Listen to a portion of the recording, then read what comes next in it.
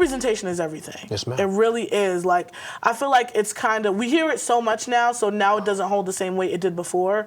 And I know a lot of people think it's redundant, but there was a lot, I didn't see black women that look like me that carry themselves in a way where, like, they're respected, but they got a little swag with them, you know, like, and they can hold their own, and they can play with the guys. Schondra, really quick, I'm sorry, I'm all about being intentional when we have conversations like this. When you say black women who look like me, can you please go a little bit deeper into that? So I've always been kind of like tomboyish. Yes, ma'am.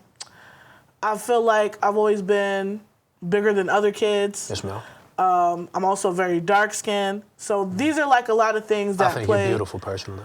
Thank you so much. I really appreciate that. Yes, same with you, man. Appreciate you. So these are like things that play with you, like I was talking earlier, especially like in high school. These are things that kind of mess with you, and you're like kind of like, I really do not fit into any, you know. And I think another thing, we don't have the words for it, but I think a lot of young, and I could be wrong, you know, because things change, but I think a lot of young women of color, especially young dark-skinned women, they really try to lean into the desirability politics early. And I just knew I didn't fit into that, and I didn't even try. I'm sorry, just for the listeners. Yeah. Can you define desirability politics? Desirability politics, mainly like, would you fit, like, if like me on TV right now, right?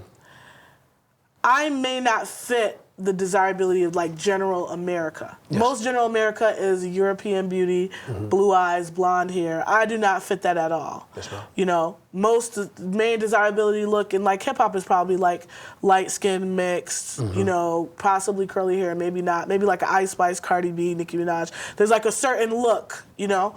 And so that's what I mean is that, not to get deep into it, but that I just knew I never fit like really into that realm of beauty. I didn't fit the beauty standard, you know, that I guess I would see in high school or even in college. And so because of that, because I knew I didn't fit the beauty standard, it was sometimes hard for me to step out, I guess, and be social. Yes.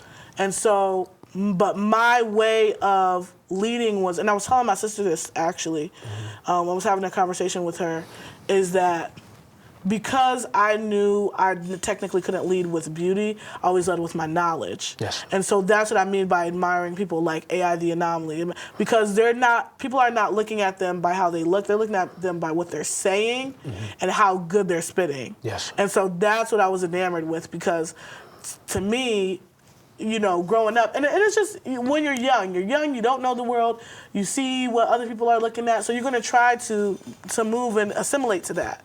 I never tried to assimilate to that, and I think that's even kind of, that was a flicker of me knowing, like, I'm just going to be me. I can't be anybody else. But I wasn't there yet. I didn't have that awareness and maturity yet. But long story short, that's why I became obsessed with really like a lot of the MCs, you know, a lot of the female MCs, is because no one's looking at necessarily how they look. They're looking at like what they're saying and how they keeping up with everybody else. And so that's what I really became enamored with, and I knew that that's what I gravitated to.